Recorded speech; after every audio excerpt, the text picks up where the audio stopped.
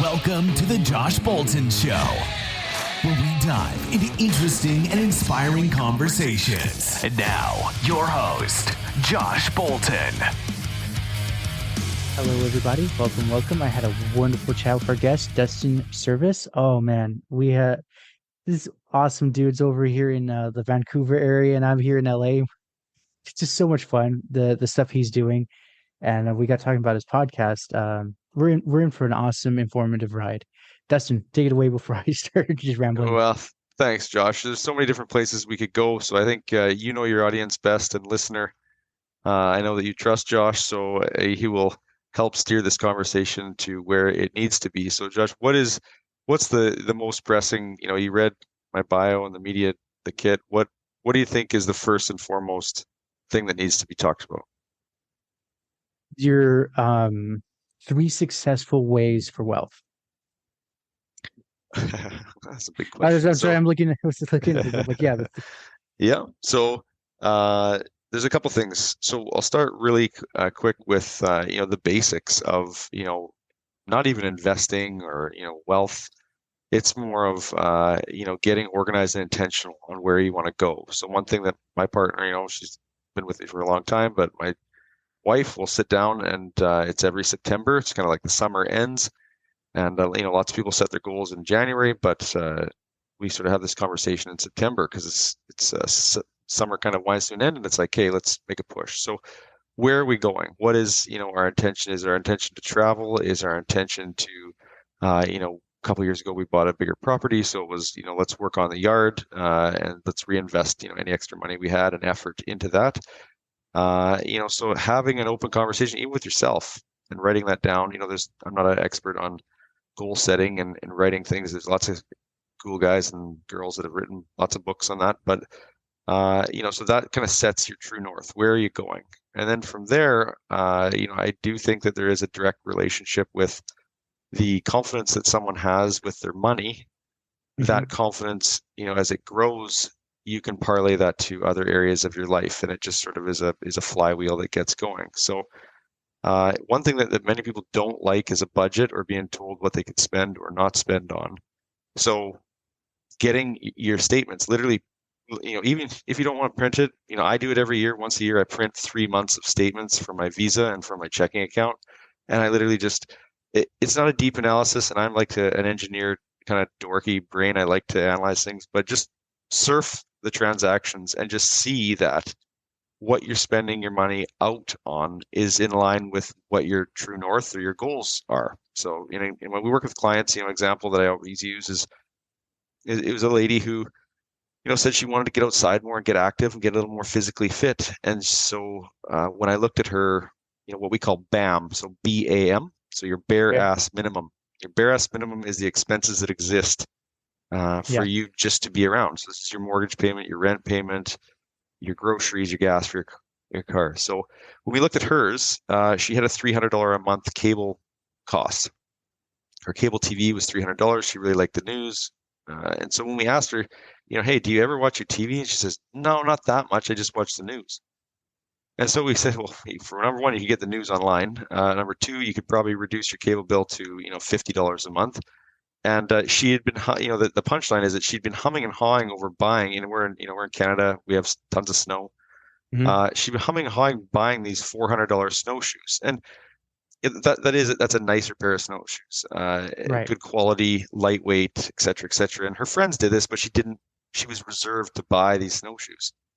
And we said, well, 1 or 2 months of saving the cable bill, and you could get those snowshoes, and you'd be, getting outside. So spending is a big thing, and it isn't about pointing the finger at your spouse saying you can't spend on that, or it's literally an open conversation. If you're going to do it right and you have a partner, make sure you say to each other, my wife and I do it, this is a safe zone.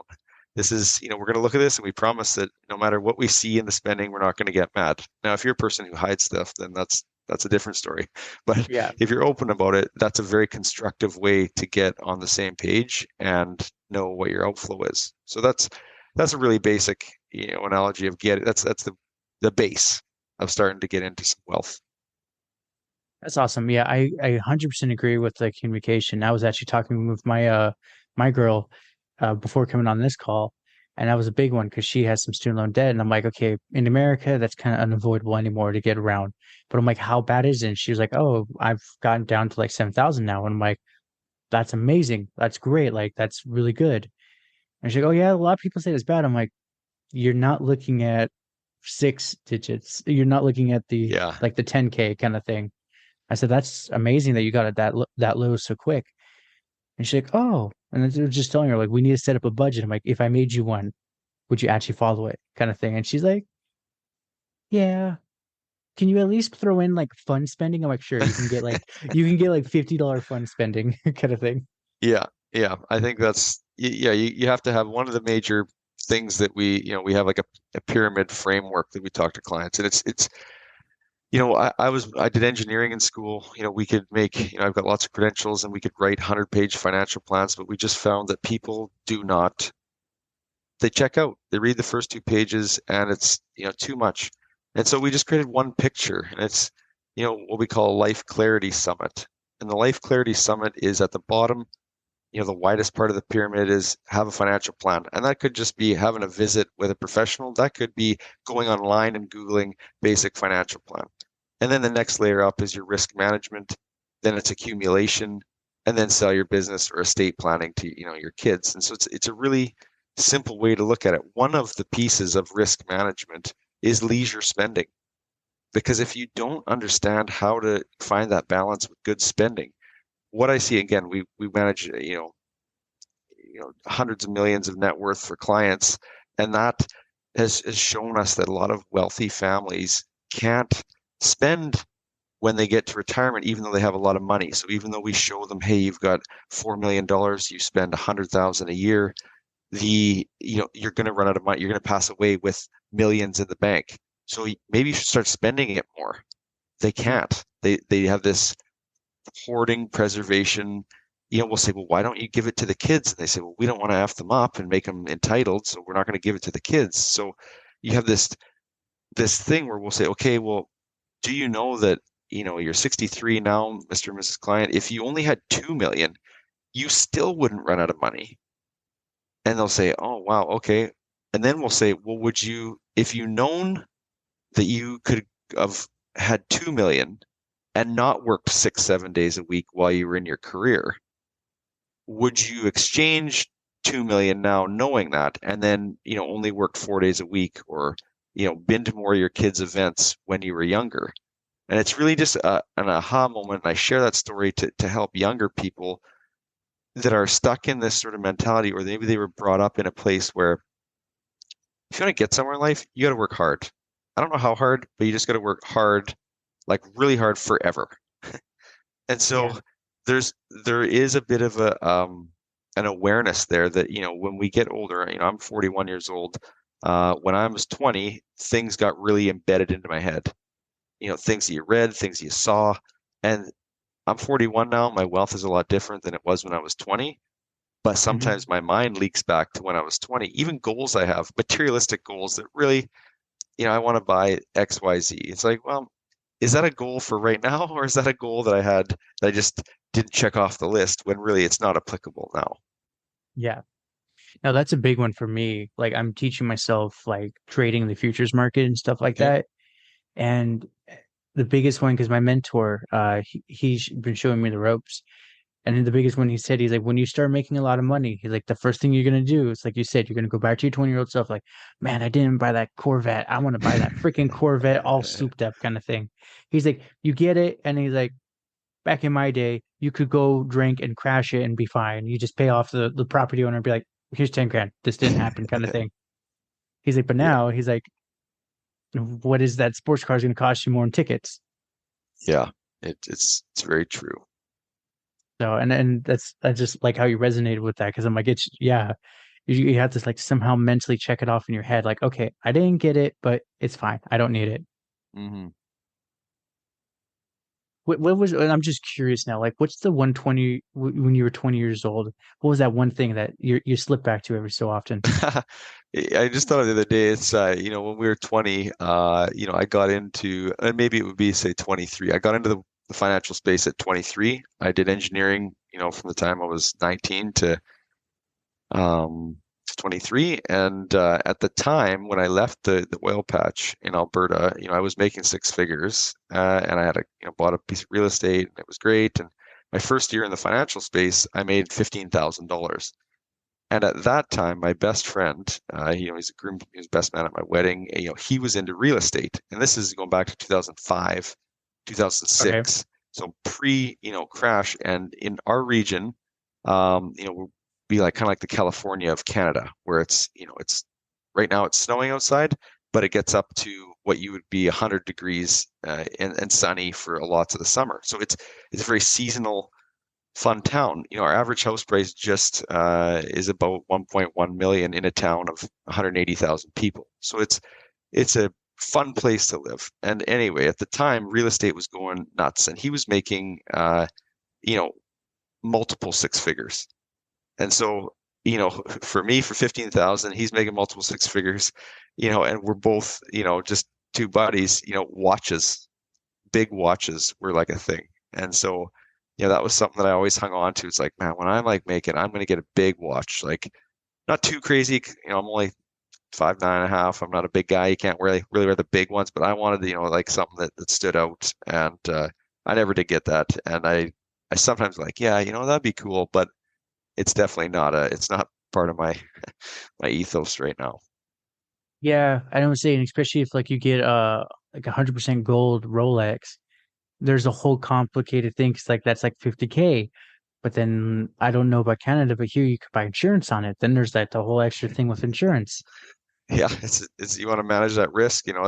Someone told me the other day though, like in India, and then again for any people who are from India, if I screw this up, I apologize. But he was relaying that in India, why does so people wear so much gold?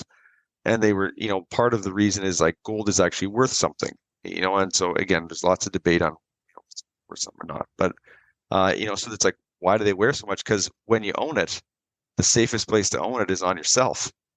You can put it in, the vault or bank. It's like it's pretty safe on yourself, especially if you know how to defend yourself. So, I thought that's an interesting way that maybe the gold Rolex, maybe I could park some of my money that's in the bank account making, not very much interest. You can put it in that, and at least at least I can tell time and not be late. And look very fashionable too. Yeah, that's right. That's right. Um, yeah, that's a big one. Like I've come to realize too. I'm like, it might as well just buy the physical product. I didn't think about carrying it around. I mean, I don't want to have all those California gangsters with like the thick 50-pound gold necklaces. I mean, they look cool, but is it practical? No. Yeah, no. But so I'm just curious then, what are some of the methods? Let's say people are interested in accumulating their wealth. They're a small business owner, they have an extra like 6 grand a month, but Yep. they're not sure what to do. What are like the first few steps, the process to get there? Keep going. Yes. So, I'll use the analogy of a conveyor belt Okay. and buckets. So imagine, a conveyor belt, and under the conveyor belt is various buckets. And so Okay. at the front of the conveyor belt, you have a machine, and that machine puts a stack of hundreds down, and it's $6,000 if that's the analogy. So Right. you've taken care of your BAM, so you've spent you got your money to live, and you've got money left over. And so now, this is a, for a lot of people, this is a very stressful and paralyzing situation. So a lot of clients will come to us and they'll say, my accountant told me to phone you because for 3 years, I've had 6,000 a month accumulating. I don't know about the stock market. I don't really like tenants for real estate, and I just put it in the bank. And so, 3 years later, it's 190, it's 200, 300,000. What do I do with this? And why it's paralyzing is it's like they expect that they're going to come in and a financial advisor is going to invest it. It's just like you talk to a financial advisor, obviously he's going to tell you to invest it. And Right. it's like, okay, well, now all of a sudden it's gone in my bank account, and where is it? And so we, again, use a model that we built called the spending accelerator. The spending Okay. accelerator is a machine. The machine sets down a stack of 6,000 on the conveyor belt. And as the 6,000 is going along the conveyor belt, there's little kickers on the side of the conveyor belt. And so the first bucket would be an emergency savings bucket. So maybe we Mhm. kick off $1,000 into that bucket every month. Right. Then 5,000 is continuing down. we need to maybe have some good insurance. Again, if you're a sole income earner for your family or the bulk of the income for the family, if you got disabled or critically ill and couldn't work and not generate income, that's very bad. Your biggest asset is your ability to generate income. It's not your real estate or your stocks. So your income, how is that protected? Maybe, I have clients say to me, hey, my family's significantly wealthy, they would bail me out. I don't agree that that's a responsible adult sort of approach, but there might be inheritances coming, and maybe that's okay. But the reality is, for most people, what happens if we can't work because we're sick or injured? Does that affect our plan? So we need a good insurance. So along the bucket, 6,000, 1,000 goes to emergency savings. Another, we'll say 1,000 or whatever, 1,000 goes to insurance. Okay, so now we got 4,000 left. This is where we talk to people about something called their wealth edge. So what a wealth edge is, and I'll use an example. A carpenter, his or her wealth edge is the ability to fix up a house. Mm-hmm. So, I don't have those skills. I didn't grow up like that. So his or her advantage over me is if I did a fixer up house, I would have to pay for that. And a lot of the profit would be eroded and my risk would be higher. His risk would be less in that she could buy a house, fix it up, flip it. So we say, well, maybe we steer more of your money to real estate because it's more in line with your wealth edge. And so that kind of because I get clients that come and say, my neighbor says, my mom says, my dad says, I need to put money in the stock market. And by the time I talk to them, they're walking out of my office and they're looking at listings on their phone because they're going to buy real estate because the market isn't for them. I also have clients come and say, hey, we need to find some ways to finance and buy this real estate. And we go through the analysis, we bring up real estate listings, we talk about them. By the end of it, they said, you know what, we could buy Wells Fargo Bank and it pays a 4% dividend and we don't have tenants and we just park the money there and we collect rent essentially. Sign us up for that. And so we'll buy Bank of America, buy Wells Fargo, so that sort of scenario determines how much money gets kicked off next. Let's say somebody is sort of 50-50. They like real estate and they like stocks. We have 4,000 left coming down the conveyor belt. We're going to kick off $1,000 a month into a balanced portfolio, maybe dividend stocks. We're going to put 1,000 into a savings account for real estate. And then we're going to, we're still got 2,000 left. We're going to put 500 a month, maybe into a high risk bucket, something that's enough money that if you have a big win, it will be significant, but not enough money that if you lose it to zero, it makes you not have groceries. Right. And then, so we've kind of done that. And then, so we've got these buckets, all these, what we call responsible buckets. There's still $500 left. And that's where the spending acceleration comes in because you've checked off all the boxes, you've kicked money into the different buckets. Out the back end of the conveyor belt, what falls off is the money that you intentionally spend on upgrading your lifestyle. That's interesting. So invest in yourself at the end. Good. It could be a course. It could be, we in my book that I wrote, we call it permission granted. So permission granted to get a car that's fancier. Permission granted to, and one caveat with that, watch how long you're signing up for an extra payment because really it should be more of a moving thing. So if you wanted to buy something for, so we got 500 a month, and you want to buy something for 5,000, wait 10 months, build up that thing. Now you're permission granted to do it. If you want to buy something for $500, you want to get a new pair of skis or you're down in LA, you want to get a new stand-up paddleboard, whatever it is, it's yeah, go for it because you've done all those buckets and you can look down and you could say, so as this kind of is humming along, we have the model where it runs out, say for 10, 15 years. And then you could say, well, by the time I'm 55, I got 4 million. That's more than I need. So maybe I could tone down some of those buckets and kick off the conveyor belt a little less. And then I'll have more to spend now. Mm-hmm. No, it's very true. I like your analogy of the conveyor belt because that's kind of how I explain it to people. I'm but I more talking steps or ladder rungs. because a lot of people are like, how do I do this? I'm like, well, you need, like you said, the BAM. You need the bare ass minimum. If you don't have that, even if you wanted to, the next few steps are not going to even work. Mm-hmm. 100,000, 120,000 of income is often not talked about. And again, I'm a capitalist. I'm not afraid to kind of share that.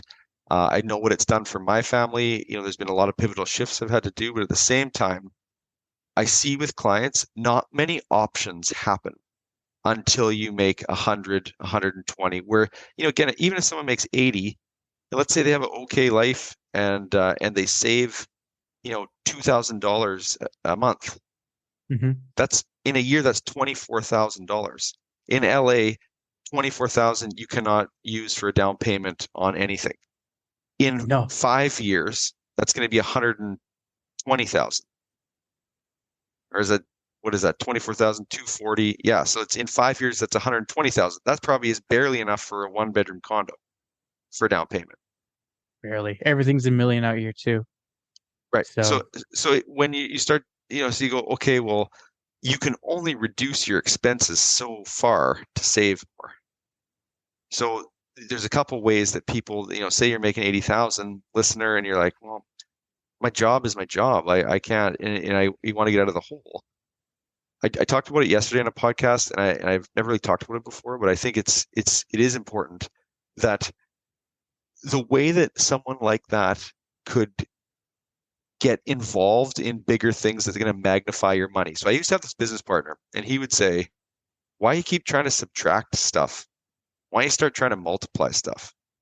And what his analogy was is if, people get kind of slow in sales or they're slowing down, their income's slowing, they keep trying to reduce their expenses. So they're trying to minus their expenses to then make it where you start using the times, you try and multiply.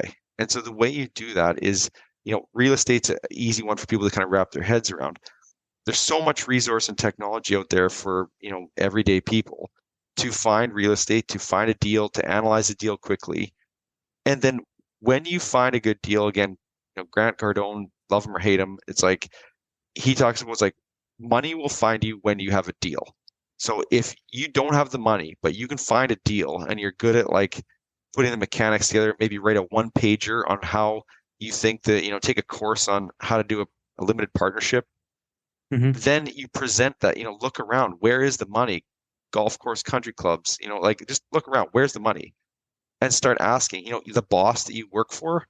My first partnership was 24 years old when I moved back out of the oil patch and was making 15,000. I knew that I didn't want to rent a place. I wanted to buy a place, but I needed help. I didn't have the down payment money because I had another property. I approached my old boss and I said, hey, I written out this like agreement. I'm going to live in the house. We need to buy at least a 3-bedroom townhouse. I'll put 2 roommates in it. I'll collect the money and we'll make sure that, everything's handled. But the caveat is I need the 80,000 from you to put as a down payment down on the place. That'll get our mortgage low enough. And so again, we held that place for 3-4 years. We sold it for a profit. I collected all the money, paid down the debt, did all the bills, and I only owned 14% of that deal. That was, I don't know how I came to that, but at the end of it, I made money instead of paying rent out to somebody else. So again, if you can come up with it, there is money, and that can get you the multiplication that you're looking for. Oh, 100%. Especially recently, like as I've been talking to different people about my endeavors in trading and looking at different structuring for like LLCs for properties. Suddenly one of my trading buddies, he's like a 76-year-old dude. I do martial arts with him. It's the greatest thing. He does not act like he's 76 at all. Good. But he told me, he's like, yeah, he's like, if you ever get a project and you like buy your virtual real estate, because he's like, for heaven's sake, do not put your LLC at your house, kind of thing. So he's like, pay the extra $30 a month. And so you don't have random people showing up at 3 a.m. And I was 100%. like, Yeah. and then he's like, yeah, and he's like, when you have that one piece of real estate, you can also put multiple under that one piece because you own it.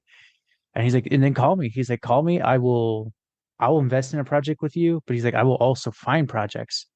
And as long as he's like, and then we can just pile the money in the LLC and we'll just go into a partnership with that. Yeah, I love it. So yeah, Grant Cardone's right. He's like, you just got to ask around. Hmm. One of my old, my rich, one of, words are hard right now. One of my original like wealthy mentors, he's a recycler, a scrapper. Um, Makes stupid money every year. And it's just one of those. He even said he's like, if there's ever a real estate project like you see, because he's like, I don't have time to look anymore, that you can prove that it's going to make money, just tell me and I'll write the check. Yeah, yeah, So yeah, it's just one of those. I've always just kept in my mind. I'm like, okay, if I ever need like a sudden project where I can just like drop, like you said, drop a plan, hand it to them, and be like, okay, this is what I'm going to do.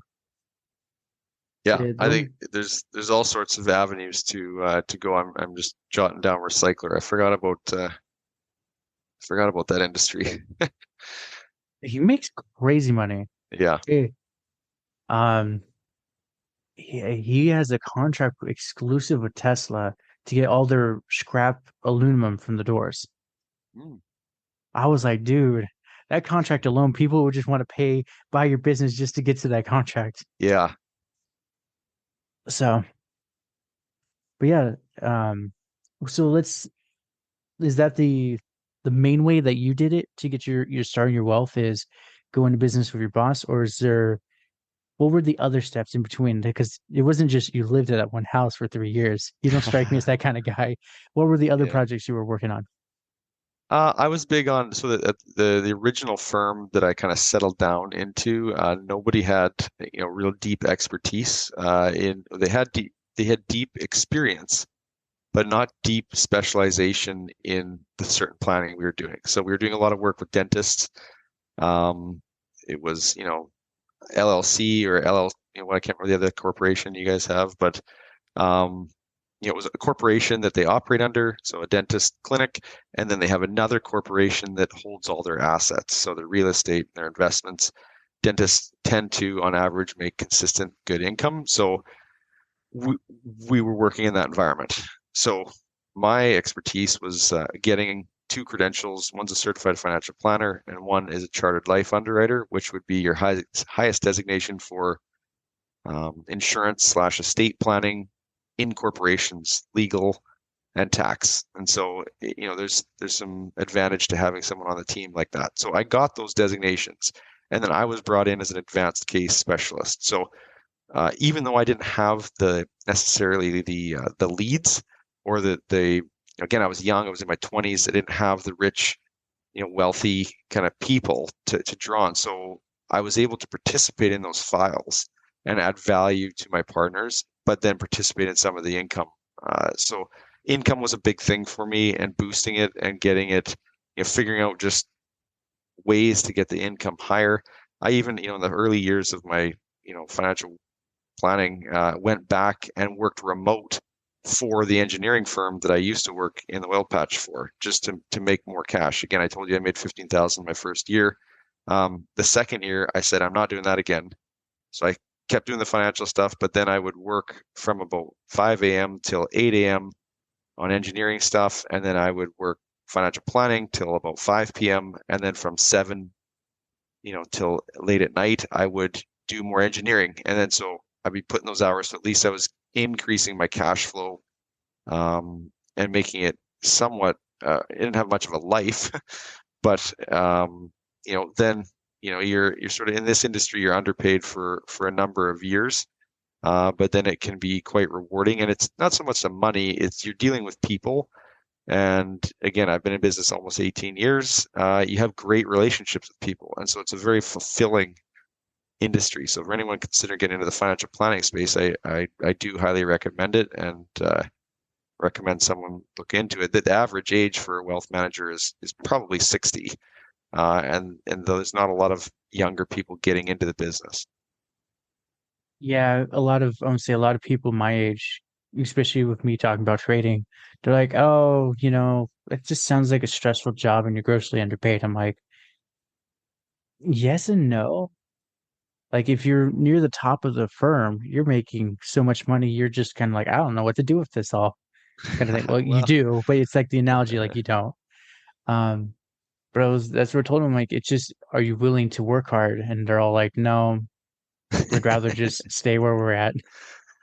Well, whether it's real estate or it's insurance or wealth, or selling boats, the longer that you're around, the easier it becomes just out of, happy customers give you referrals. And so then you're not grinding as much. So it's just, what I say to people, if you worked at the mill or a pulp mill or the shipyard or wherever for 25 years, you're probably making good money by the end. And your seniority is probably high. So you feel good from a status point of view. So I think, there is you know, some rewards for sticking it out. In the wealth space too, there's a lot of different avenues. You could go into banking, you could be helping people open, getting a mortgage, then you could go to wealth and do investments. You could be doing, management, other things. So like there's other avenues that you could kind of, if you got bored, you switch gears. But the younger generation, I think, is underestimating, and I'm stereotyping, underestimating how long it takes though to get deep skill set to, acquire, a significant amount of wealth year to year. Oh, it's crazy for me how they think, oh, it's just I watched a TikTok and I deeply understand the crypto market. I'm like, you don't understand shit. Yeah, yeah. You understand the So crypto market when it's going up. When it goes I don't want to down, go. that's when people go, I guess I didn't understand it.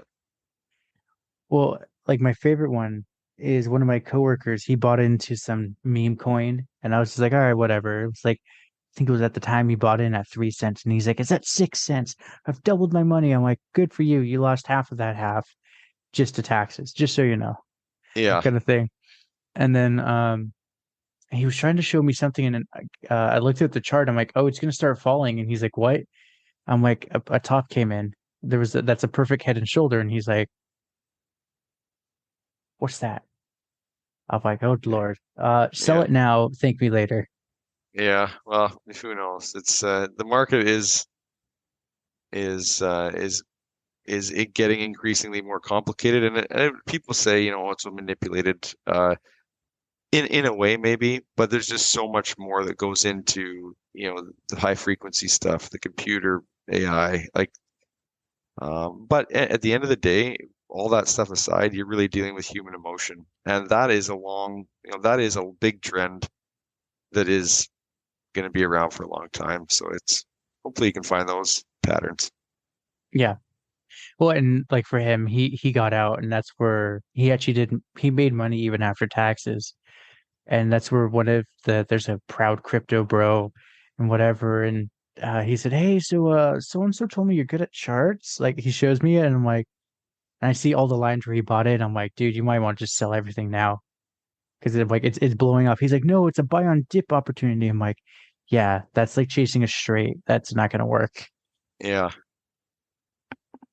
But yeah, I saved him at least some money. I think he lost it after fees and taxes, but it wasn't anything ridiculous. But that's right. And they're like, "How do you know this?" I'm like, "I was obsessed with charts. I understand. I understand charts at times better than I understand humans." yeah. But like back to you, a lot of people now come to me like, "Oh, will you just take my money and manage it for me, make me rich?" And I'm like, "No, because you have the wrong mindset. It's a different beast. Managing people's money is a lot different than managing your own or just giving people tips. I'd Just rather even go with the tips." even the simple things like, hey, I want to do a withdrawal, and there's a computer glitch that night, and they don't get their money till the next day. Those are scenarios that seem very simple, but it's like people want their money, and my one client says to me all the time, it's like, what are you going to do with my made money? And it's tongue in cheek, but his point is valid that he's worked hard, he's sacrificed not being home with his family, and he's made money, and it's sitting in his bank account, and Mhm. now he's giving it to me to do something with it, hopefully constructive. And so, this is a huge level of responsibility. But I don't think we're perfect by any means. We've just always tried to be super transparent. And, when something's going bad, we're on the emails, on the phone. Hey, this is what's happening. This is what we're doing to rectify it. This is what we learned from it.